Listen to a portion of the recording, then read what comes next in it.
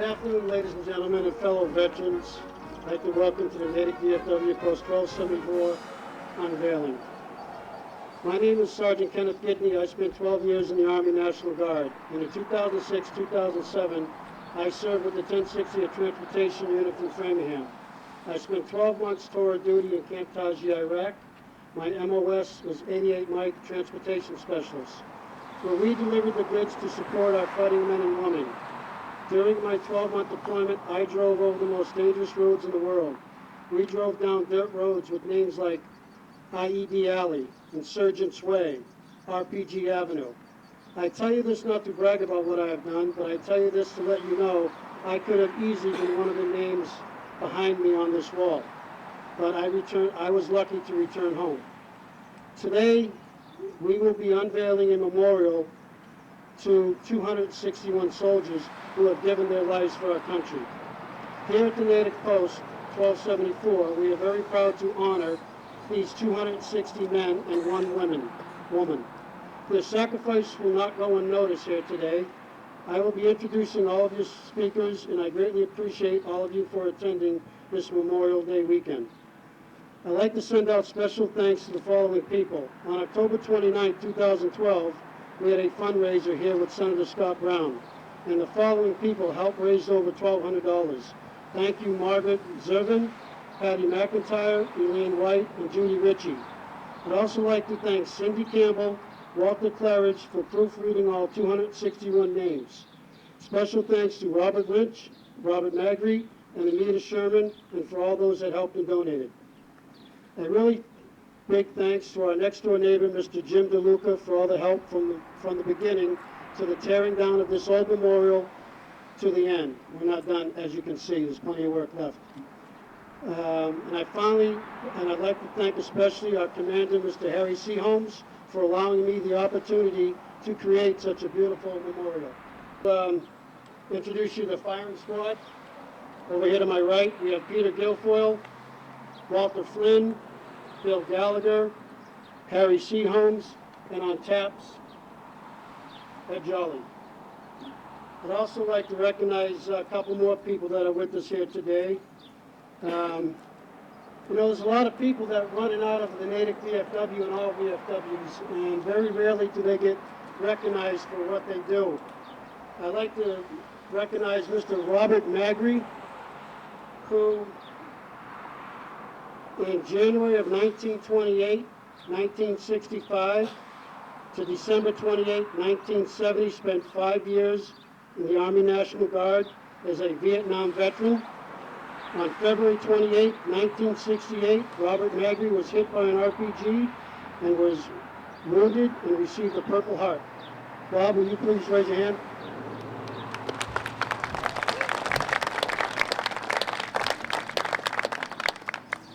And she'll be singing God Bless America and Amazing Grace. Caitlin, come on up. All right. Amazing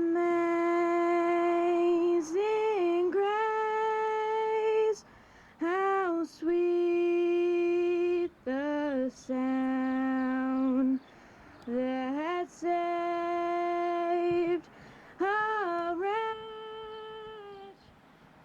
like me. I was lost, but now am found. Was blind, but now I see. God bless America, land that I love. Stand beside her and guide her through the night with the light from above. From the mountains to the prairies to the oceans white with foam. God bless America, my home, sweet home. Thank you, Caitlin. I'm going to introduce my very first speaker, Pat. Mr. Paul Carew, Veteran Service Officer. Well spoken, Sergeant Gidney. Paul Peru, Veteran Service Director for the town of Natick is over. On behalf of the Veteran Service of the town of Natick, I thank you for your efforts in making this memorial a reality.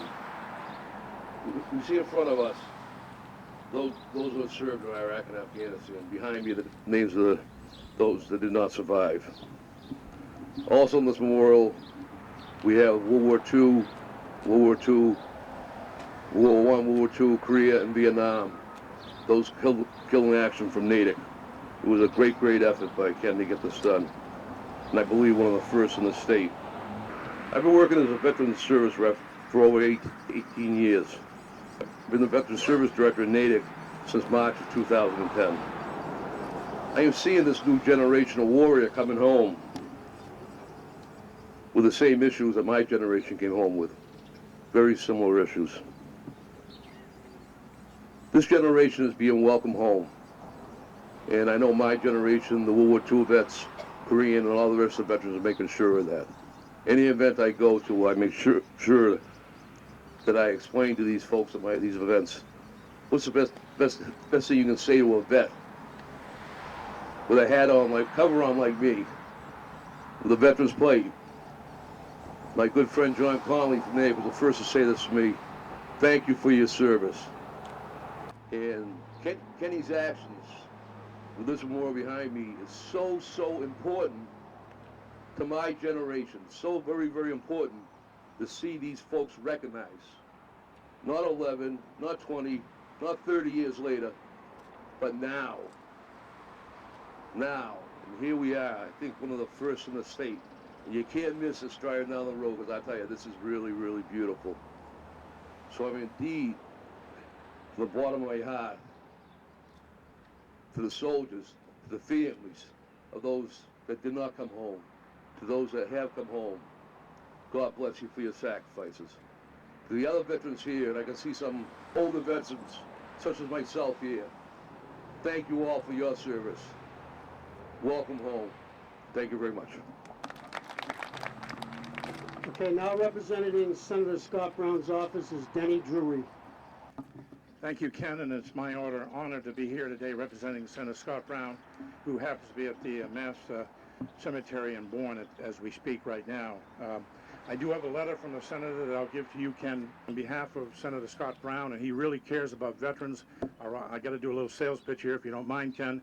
Our office in Boston is very dedicated to veterans, especially with veterans claims. Thank you very much. Have a great day. My next speaker is Mr. Gary Holmes from the Natick Historian.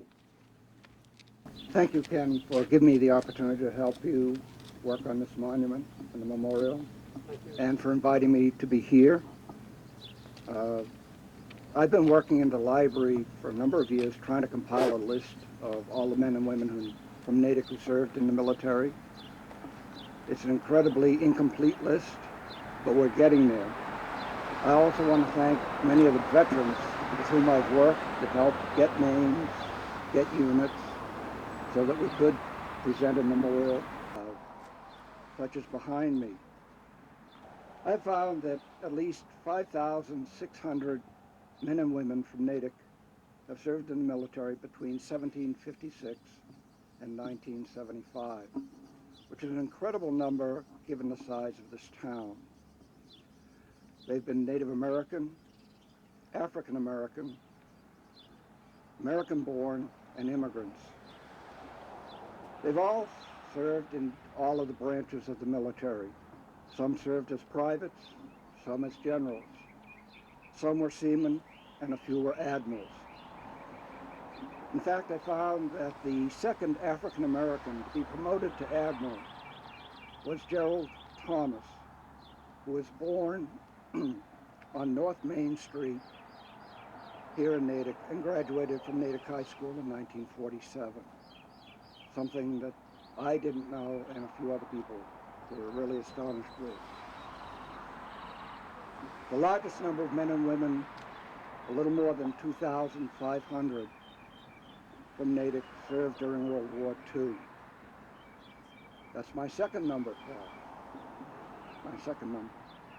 So many men and women from Natick served during World War II that the War Department in 1943 sent a letter of commendation to the town of Natick for having one of the highest number of servicemen per capita in the United States.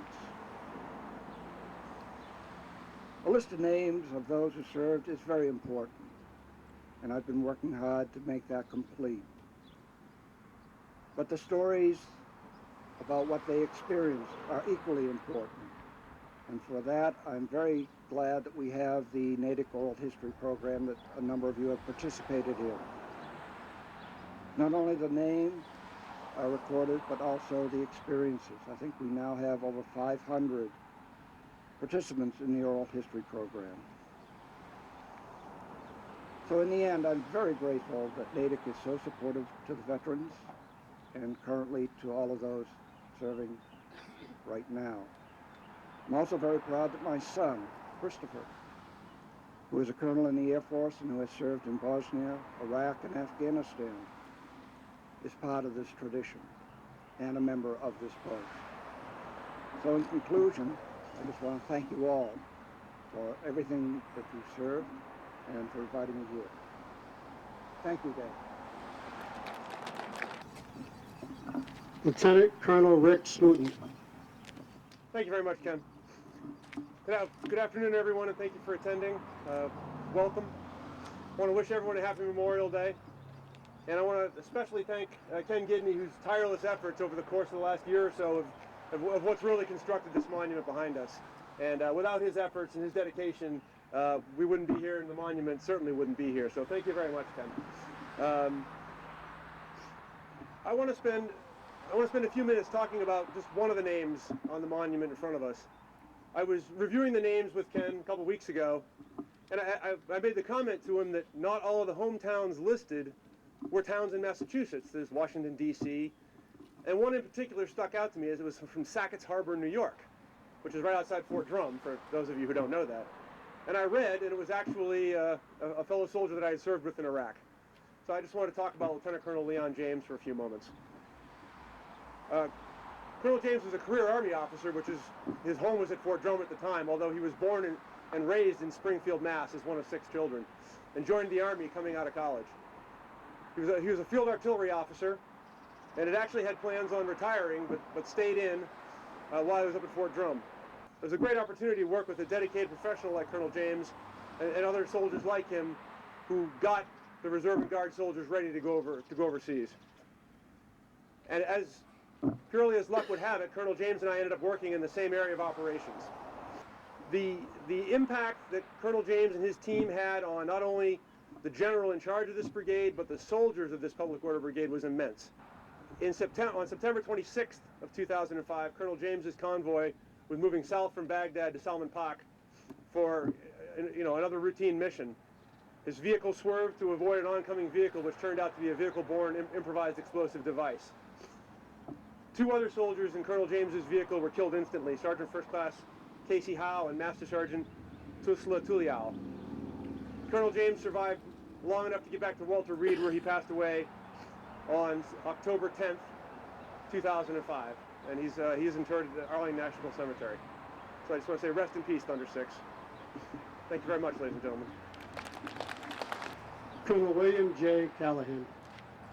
Good afternoon, ladies and gentlemen. First, I would like to thank the VFW Post 1274 in inviting me as one of the guest speakers for Memorial Day 2012. I am truly honored here.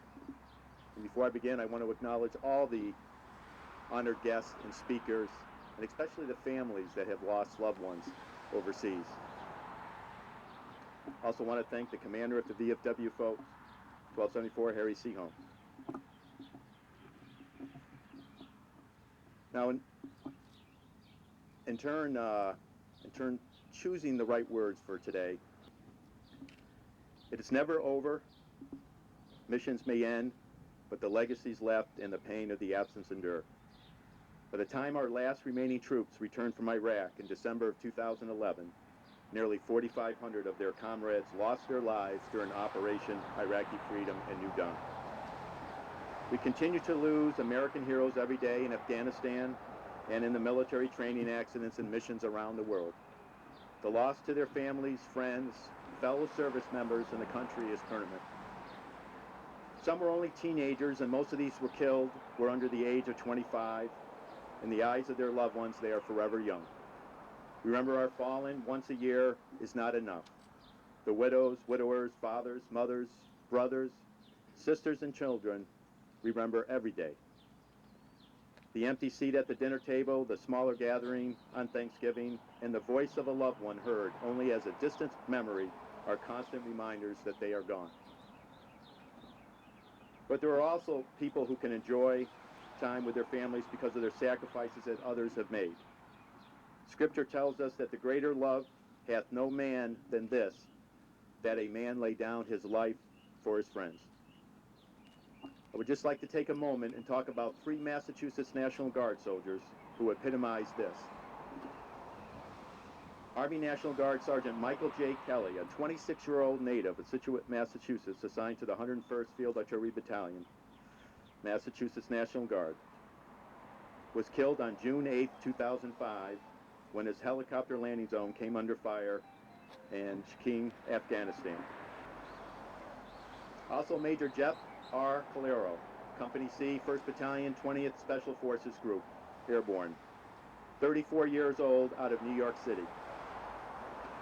Major Calero was killed in action on 29 October 2007 while conducting a combat patrol in the southern Afghan city of Kajaki, and I'm probably off on the pronunciation, when he was fatally struck by an enemy improvised explosive device while serving with his unit. Also Sergeant Robert Barrett, a 21-year-old out of Fall River, Mass, assigned to the 101st Field Artillery Battalion, died April 19th, 2010 near Kabul International Airport, Afghanistan, from injuries sustained in an explosion of an IED while on a dismounted patrol. Though only 21, Sergeant Barrett was not only a soldier but a mentor at that age as well. He not only wanted to serve but help others. His commitment in doing this was second to none. From the American Revolution to the global war on terrorism, 1 million American men and women, like Major Calero, Sergeant Kelly, and Sergeant Barrett, have made the supreme sacrifice. They died so that we could continue to cherish the things they loved: God, country, and family. Thank you. The next speaker is Colonel Kevin Hillman. All right, everyone, thanks for coming out here today. I'd also like to have a little special thanks out here to the Patriot Guard riders over here. You're showing up at all the events out there throughout Massachusetts, and you do a wonderful job, provide an excellent service. A lot of people don't realize what you're doing, but I certainly appreciate it. I'd also like to thank Sergeant Malloy over here in the Natick Color Guard from across the lake over here. Thanks for coming out, and you look wonderful today. Well, I think you might have already figured out that I ain't from around here, so and I've said it before at a few other venues out there, but all y'all in Massachusetts do a better job of remembering the fallen and caring for those who have served in the military than any other location that I've been stationed my 25 years in the military. You do a wonderful job out here, and thank you. I do see many of you folks in different funeral services, military ceremonies, and I appreciate your character and competence, and this is what you're supposed to do on holidays like today, and you're doing the right thing out here, and I do appreciate it. I have a little story to tell you. It's a little bit of a sarcastic comments I'm going to make here, but they do have a point at the end, so please stick with me. I had an absolutely great day yesterday. Wonderful day. About 2 weeks ago, I returned from Afghanistan. I did a 6-month tour over there. And so since I did my time over there, I'd like to apologize for my language to all the women and sailors out there today that might be offended by some of the colorful remarks I'm making. But yesterday, I went on a visit to the hospital downtown. I got a captain over there who's not doing too well. I got in my vehicle, got on this road right here. I crossed 3 or 4 political boundaries. I didn't get stopped a single time. I didn't get searched. And there wasn't a toll at each one of those boundaries to shake me down for a little bit of cash. I also passed by a police station out there. They were patrolling in their cars. They're patrolling for criminals and not actually scoping out places to rob or looking for different people that they might need to assassinate that night that are opposed to them. Then I went by a fire station along the route also. They had trucks out there that worked, and we were very fortunate the fire chief over there hadn't sold all the fuel in the tanks over there to support his drug dealer operation on the side. It was really great. And I also noticed that the Windsor School for Girls down there did not have 120 girls poisoned because they decided to get an education instead of doing what someone else wanted them to do. I arrived at the hospital without getting blown up by an improvised explosive device, and I thought that was great. And apparently, y'all's hospitals are pretty good up here, according to the Kandahar Journal of Medicine. So, we do really nice facilities over here. I got Captain Fitch over there, who after 29 years of age has got colon cancer somehow after serving in Iraq for 24 months. That's something else that we need to start being aware of too, is these service members we got over these last 2 wars, they're going to come back and someone's going to have to take care of them at some point also. Please remember that. You've got some great doctors and nurses over here. None of them decided to extort half the family's money or refuse to care for them because they didn't pay enough to under the table of the doctors and nurses. Captain Fitch also received good pharmaceuticals, as the hospital administrator did not go out and sell all the medicine in the hospital and put it in an overseas bank account. So I thought this was just a great day out there. Now, so of course all these things happened or don't happen here in the United States, but that's not for free. There's a reason for that, not a coincidence. Men and women behind me on this black over here, they're the ones that made this happen. They're the ones that make sure that we have the lifestyle that we have out here, and we have to remember that. Their sacrifices must be remembered, and I applaud the VFW for making a reminder of their selfless service to us. Over there in Afghanistan, now believe me, I'm nothing special. I'm a staff puke sitting behind 6 feet of concrete all the time over there, and like a lot of folks are, but did do the time over there.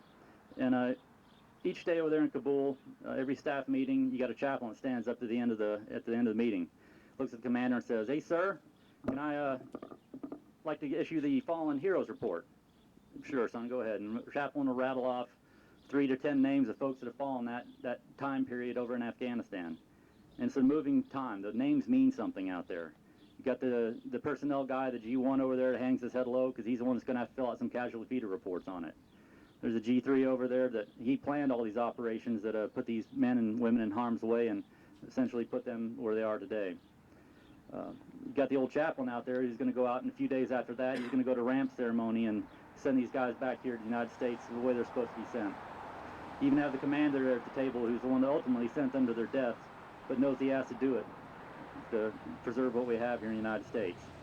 And even the old United States Forces Afghanistan Science Technology and Science and Technology officer, they're greatly humbled and moved each time you hear the name of someone who has sacrificed everything for their country out there.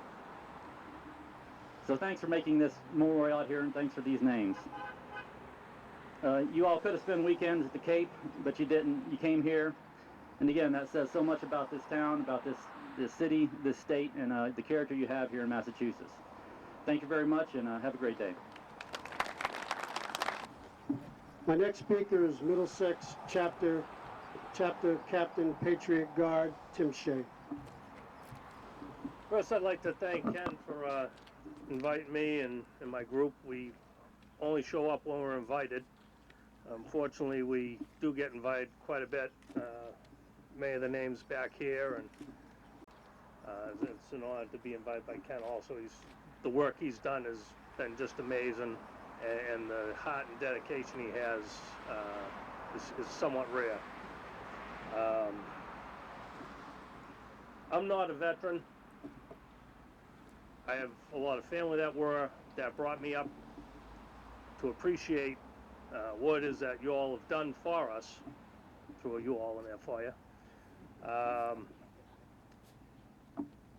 I don't have to worry about my daughter going to school and having buses blow up. When I'm riding my motorcycle, I don't have to worry about getting shot at by a sniper or anything like that. It's all because of people who have served. These guys here all served.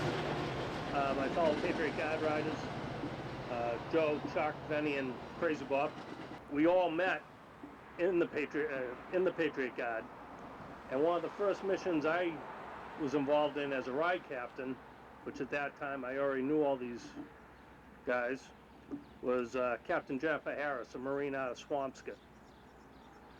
Captain Harris was the first woman to be killed in combat from Massachusetts. She died on February 7th, 2007, and she flew Sea-Night helicopters. What she did was she would evacuate wounded, she would run medical supplies, and usually at night. She died during a daytime mission when she volunteered to bring blood that was needed to where the wounded were. Unfortunately, there was a battle going on at the time, and her helicopter went down with, I believe it was 6 others. I apologize if I get the number wrong, I just can't quite read right now. All of whom lost their lives. One of the things that impressed me so much about the funeral for her were the amount of people that showed up and the conditions that were present that day. It was about 20 degrees, there was a strong wind coming off the water, and the turnout, my memory serves me, had to have been somewhere between 300 and 500 people. All of them patiently waiting, doing a 1.5 mile march from the church to the cemetery. Marines were nice enough to provide a flyover of some Chinook helicopters in honor of Captain Harris. And it really struck me as to how important these people's lives are and how much they touch other people. I really hope not to have to add any more names to this wall or be invited anywhere else. Unfortunately, I know that's probably not going to happen that way. I have met some pretty incredible people doing what I'm doing, and I'm honored to do it. I'd just like to say once again, thank you all. I appreciate it. Okay, my next speaker is George Lucky Ralph Dilger. By way of introduction, my name is George Ralph with the family nickname Lucky Dilger, Natick resident. I am nephew to 2 of the fallen heroes that are on this memorial. Good afternoon, and I'd like really to thank Mr. Gidney for inviting me and giving me the opportunity to say a few words. On behalf of the Dilger family, I really need a sincere thank you to all the work and effort and planning that was done by the VFW and all others to get this memorial constructed and for public display. Let me begin. During the 20th century, or the turn of the 20th century, many young and unmarried Swedes left their homeland to journey to America. In 1910, Anna Greta Nord left her home in Arnäs, followed by 1913, Verner August Dilger left his homeland of Sweden. With much courage, these immigrated to America with hopes of freedom, economic opportunity, and a better lifestyle. Somehow, I'm not sure, Verner, who by trade was a house painter and a wood finisher, and Greta, a domestic and a garment factory worker, they met in the Natick area and later married. They raised a family of 5 boys: Ralph, George, Edwin, Verner Jr., all who served in the Marine Corps during World War II, and the baby Robert, who also served in the Marine Corps during the Korean conflict. While in active combat in the South Pacific during World War II, 2 of these 5 brothers gave the ultimate sacrifice. Ralph Dilger, my uncle, is buried along with his parents in Natick's Del Park Cemetery. George Dilger, his nickname, I guess, been told, is Jigger. George entered the Marine Corps in September of 1938, but it's interesting that he extended his enlistment 2 years in 1942 because of the continuing World War II engagement. On September 19, 1944, my Uncle George was only 2 months shy of his 28th birthday when he was killed in action at the Battle of Peleliu. At this time, our extended Dilger family remains very, very proud of the military service of all 5 Dilger brothers. We are indeed honored to have Ralph and George listed on this Killed in Action Memorial. However, more importantly, although today's unveiling ceremony gives recognition to a select group of veterans, all veterans, past and present, must be honored, respected for their dedicated services in defending and protecting our country. In closing, I'm reminded of a solemn engraving on a World War II memorial stone, which is located here in Natick at the Lilja Elementary School. The engraving on the stone reads, "All gave some, but some gave all." Thank you, and may God bless America. Ladies and gentlemen, before I introduce my next speaker, I want to tell you a little story about Mr. Paul Monty. Last July, I was on the phone with Mr. Monty, and we've had many conversations over the last year. Last July, he invited me down to a Jared Monty baseball tournament held in Taunton, Mass. I had nothing to do that day, so I jumped in my truck, drove to Taunton, got out, parked my truck, and I went looking for Mr. Monty. As I scoured around, I saw a man drive by me in a black Dodge pickup truck. I knew that was Mr. Monty. I watched him drive his truck over to his tent. So I followed Mr. Monty over to his tent. I watched him get out. He didn't know who I was, never seen me before. We had just spoken on the phone. I watched Mr. Monty exit his truck and go over to a tent that he had set up for his son, Jared Monty. So I patiently, secretly walked over and just looked around and seen all the stuff that he had laid out for his son. Then I walked over to him, I introduced myself, he gave me a hug and shook my hand pretty firmly. I spent most of the afternoon with Mr. Monty and a lot of young youth baseball players. And right before the baseball ceremony started, they had probably 150 youth baseball teams sitting out in the outfield. The baseball teams and their coaches were all lining the backfield. Mr. Monty was sitting at home base. Mr. Monty introduced all the teams, and they all walked up to the pitcher's mound, and they all made a half-moon shape facing Mr. Monty. Mr. Monty told a story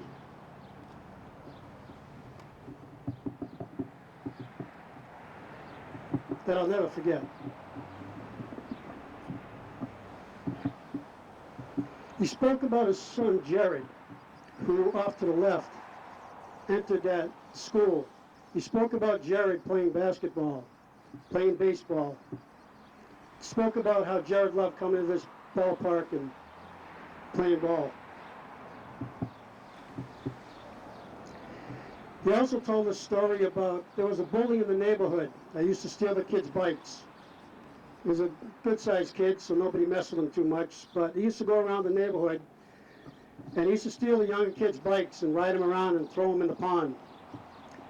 Well, Jared Monty decided he didn't like those actions, so he took it upon himself to go hunt down that bully, find his bicycle, ride it for a day and throw it in the pond, and went up to the bully and said, "Now how do you like that?" Well, lo and behold, that bully never touched any kid's bike again. That was the type of person Jared Monty was. Dedicated, helped those that couldn't help themselves.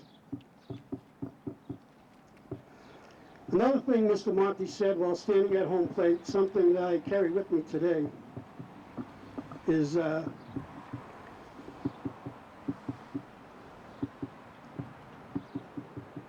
on. He said, you're speaking to these young kids, he's talking to youth kids and adults. He said to these young kids, he says, just do the right thing. Just do the right thing in life and you'll be okay. And everybody knew what he was talking about. His words were directed to these youth kids and them growing up. You know, if you have a bully in the neighborhood, in your class, just do the right thing and tell somebody. Well, I told that story because I want to tell you, Mr. Monty, that here at the Natick Post 1274 in Natick, Mass, we did the right thing. And I want to thank you for all that you do. I don't know if a lot of you know, but Mr. Monty's very instrumental. Actually, he is behind the workforce, behind the 56,000 flags that get placed at the Bourne National Cemetery for the last 2 or 3 years in a row. And Mr. Monty, I appreciate you for all your efforts and everything you've done. Ladies and gentlemen, Mr. Paul Monty. I'd like to thank Kenny for those kind words.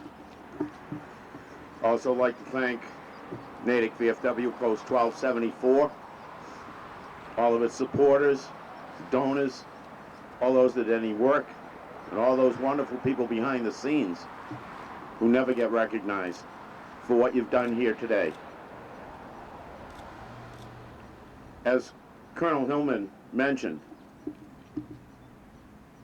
it's phenomenal here in the Northeast, especially in Massachusetts, a state that many times is put down, for being, oh, the liberal, the whatever. But this is the state that recognizes its veterans better than any other state I've ever been in, and I've been in a lot. You drive around Massachusetts, house after house after house flies the American flag. Yet driving around some other states, and I won't mention their names, you drive for blocks and blocks and blocks, and there are no American flags.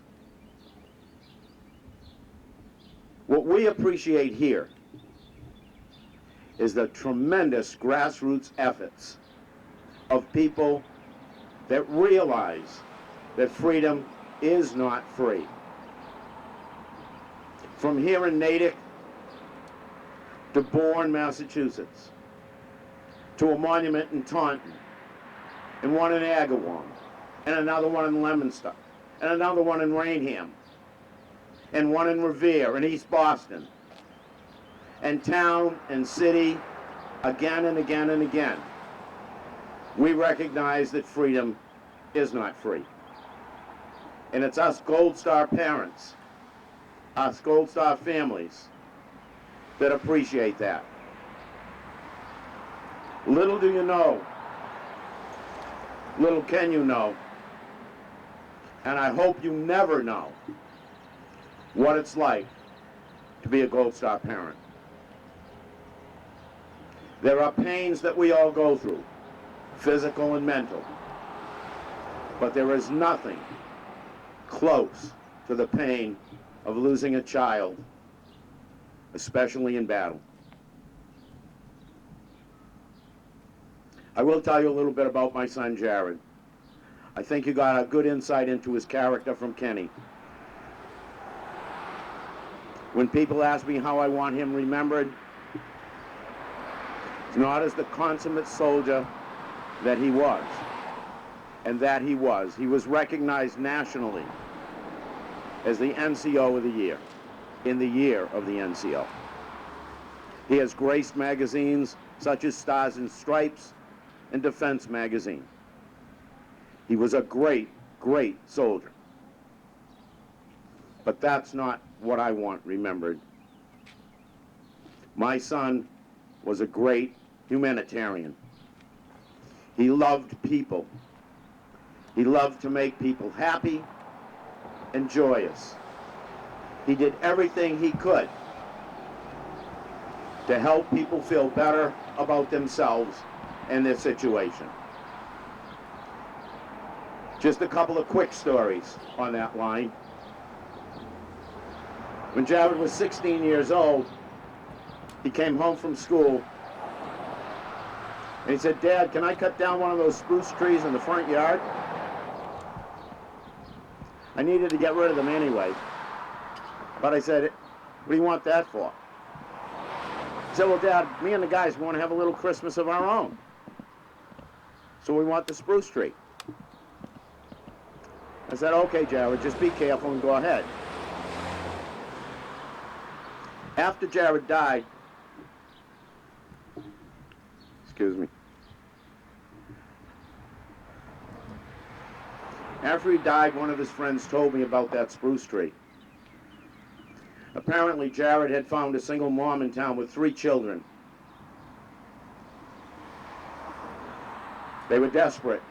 They were having no Christmas. He brought that tree to her home. He bought a stand for it. He bought lights and decorations for the tree. He bought presents for her and her children, and bought them Christmas dinner.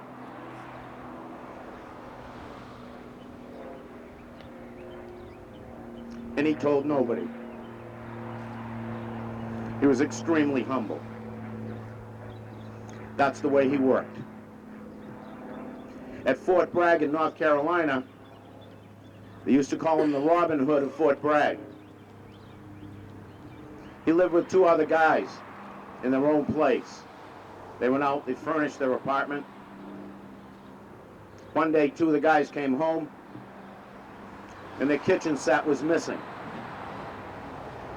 When Jared came home, they asked him, Jared, look, the kitchen set, it's gone, someone stole it. Jared said, nah, nobody stole it. Said, I was at one of my soldiers' homes today, and his children were eating dinner on the floor.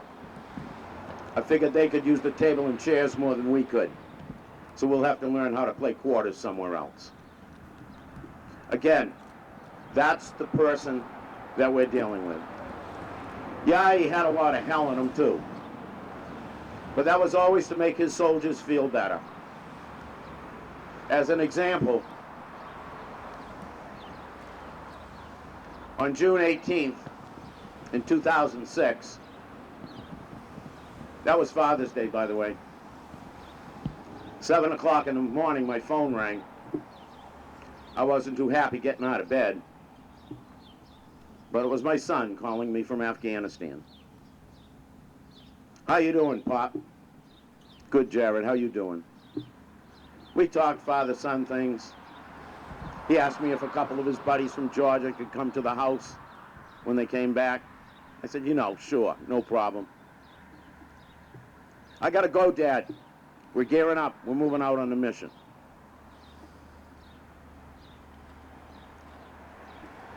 And they did move out. Full packs, each of them carrying over 70 pounds of gear. They were dropped at the base of a mountain 10,000 feet high. And they began to climb in 100-degree temperatures. They climbed in the early morning and at night so as not to be detected by the enemy. It was a tough climb. Think about climbing one of those mountains in New Hampshire. They're only 3,500 feet high at 100 degrees. All the way up the mountain, Jared encouraged his soldiers. Come on, you wimp. Lift your fat ass. Get it up over there. He joked with them all the time. He encouraged them all the time. And they climbed to an observation platform, which was a little plateau on the side of the mountain. That plateau was no bigger than this parking lot. It had a few small trees and a bunch of rocks. But it was a perfect place to observe a Taliban enemy compound that was 3,000 feet below. At this point, after 3 days of climbing, they were out of water and had very little food left. The Army had made arrangements to make a food and water drop as the attack was made into that valley while Jared and his friends observed from above and directed the fire. However, because of a lack of helicopters, because one captain was ill, the attack into the valley was postponed. And Jared and his 15 brothers were left stranded on that plateau with no food and no water. So the Army decided to send the helicopter in anyway. The resupply helicopter came in, kind of missed the coordinates, and made its drop. One of the observers watching the Taliban compound below noticed that they were using military-style binoculars to watch that helicopter. Jared and his boys had been compromised. They had to decide what to do. Can we safely climb back down the mountain? We have to retrieve the food and water. They split in two forces, one left on the plateau, the other went and gathered the supplies. They came back. At that point, it was getting close to dusk. Jared and his fellow commander of that platoon set everybody out in security positions. And it wasn't long before they heard rustling of leaves. And then a barrage of fire opened. Automatic weapons, machine guns, rocket-propelled grenades came in like a heavy thunderstorm. The fire was so heavy that some of his soldiers actually had their weapons shot out of their hands. One soldier, Sergeant Patrick Liebert, a sniper, was shot in the head early in the battle and killed instantly. The others made it back to positions behind small rocks, none bigger than this dais, to fight off the enemy. But when they made a head count, someone was missing. It was a 22-year-old private by the name of Brian Bradbury. Jared had been counseling Brian because Brian was having problems in his marriage. Jared loved Brian as he loved all his soldiers. They called out to ascertain Brian's position. And soon, Brian answered in a very weak voice, "I'm hit, I'm hurt, I'm bleeding, I need help." Brian was no more than 30 feet from where they were, lying in the open on that plateau. Bullets hitting the ground all around him. Jared, who was now on his headset, calling in air support, artillery, and mortar fire, giving them the right coordinates, took off his headset, gave it to a fellow soldier, Brian Gonterman, and said, "Brian, you are now Chaos 3-5, which was Jared's call number. Everybody looked at him, and Jared said, "I'm going to get Brian. He's my boy."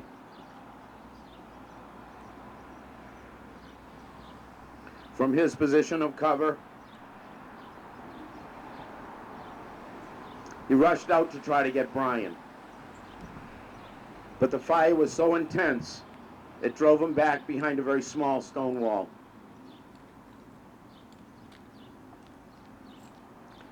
Jared never gave up because he didn't know how to give up. He rose again and rushed toward Brian. Now, more of the Taliban guns were trained at him because now they knew where he was. And he was driven again back behind that small stone wall.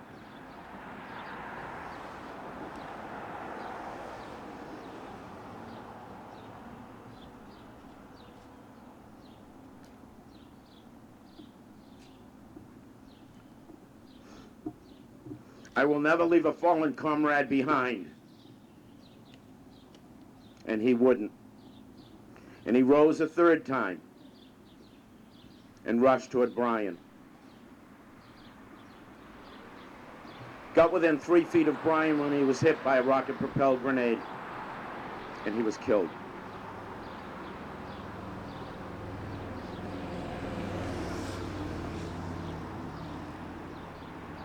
For that action, on September 17th, 2009, President Barack Obama presented Jared's mother and myself with the posthumous Congressional Medal of Honor.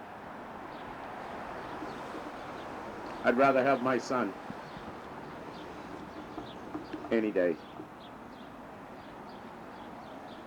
I tell you this because you need to know what really happens to our troops.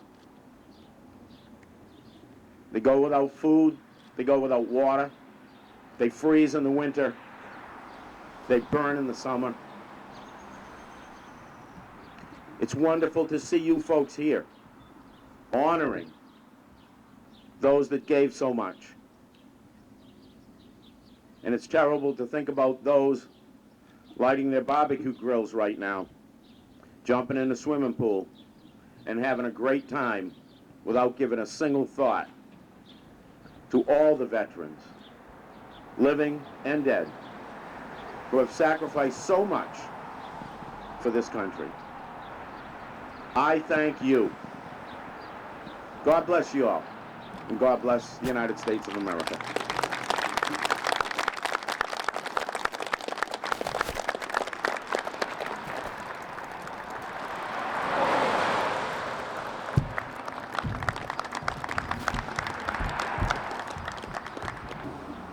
Mr. Monty, thank you very much for coming.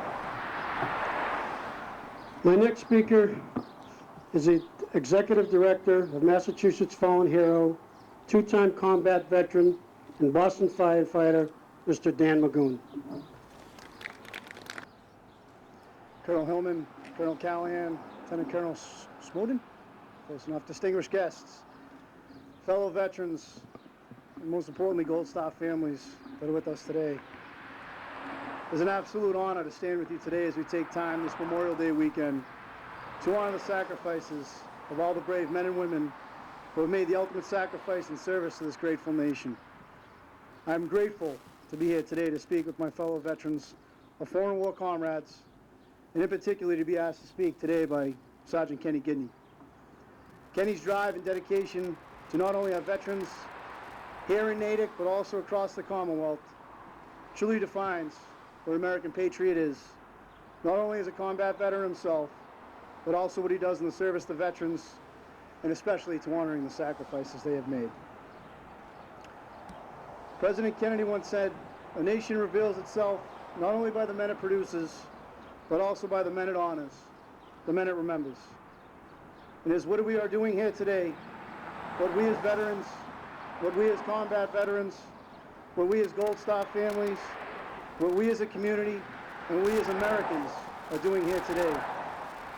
Today we reveal a beautiful tribute to the fallen of Natick, to the fallen of the Commonwealth of Massachusetts. And today Natick affirms our respect in properly memorializing the brave men and women who have made the ultimate sacrifice in service to this country so that we can live freely. I personally have the honor of serving as the Executive Director of the Massachusetts, Iraq, and Afghanistan Fallen Heroes Memorial Fund. My mission daily, along with a great team of combat veterans, Gold Star families, and volunteers, strive to properly honor the men and women who have made the ultimate sacrifice, serving since 9/11 in operations Enduring Freedom, Iraqi Freedom, Noble Eagle, and New Dawn. Our mission is not much different than what we as grateful Americans are here to do today. It is just on a larger scale. As the official state nonprofit in charge of building and funding the state memorial, we share the same goal, and that is to never forget and always honor our fallen. I am proud of the efforts that have made this memorial behind me a reality, and especially to Kenny and this VFW post. To us, it is more than just a name on the wall. To us, it is a part of our lives. To us, every day, we honor these sacrifices because many of us have too seen what it means to be at war. I, along with many great Bay Staters, applaud the efforts of Kenny Gidney and the VFW Post 1274 for making this memorial a reality. The town of Natick, for years to come, will always know who their real, true hometown heroes are. These 261 names will forever be etched here in this memorial, and we will forever affirm our respect in properly memorializing the brave men and women who have made the ultimate sacrifice in service to this country so we can live freely. As we sit back this weekend and enjoy and honor our service and our fellow comrades' service, let's also not forget the 125,000 men and women who didn't make it home, who are still POWs or missing in action. I am honored to be here today. I thank you for everyone's service, and especially Kenny. Job well done, brother. Thank you, Dan. All right, this kind of excludes our ceremonies for today. I'm going to turn the podium over to Pat Young. We'll do the color guard and firing squad, And Pat, take it over. Time in our memorial dedication to we honor the men and women on this memorial who made the supreme sacrifice and gave their lives in the altar of patriotism to a great and grateful America. For those buried here at home, at sea, in a foreign soil, this time I'd like everyone to rise, stand by for the fire, and then taps. Captain Fire Squad, previous squad, fire! All units, 10, hut, freeze it, hut!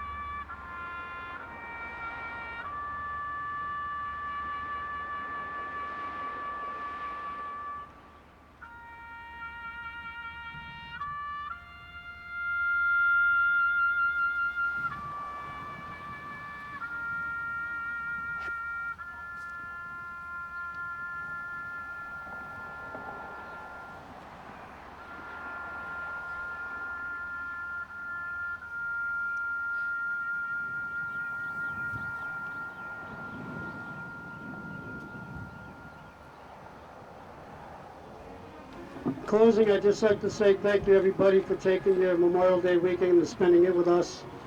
I know it's a beautiful day, beautiful weekend. I hope you all enjoy the rest of it. And I thank you very much for coming. Thank you.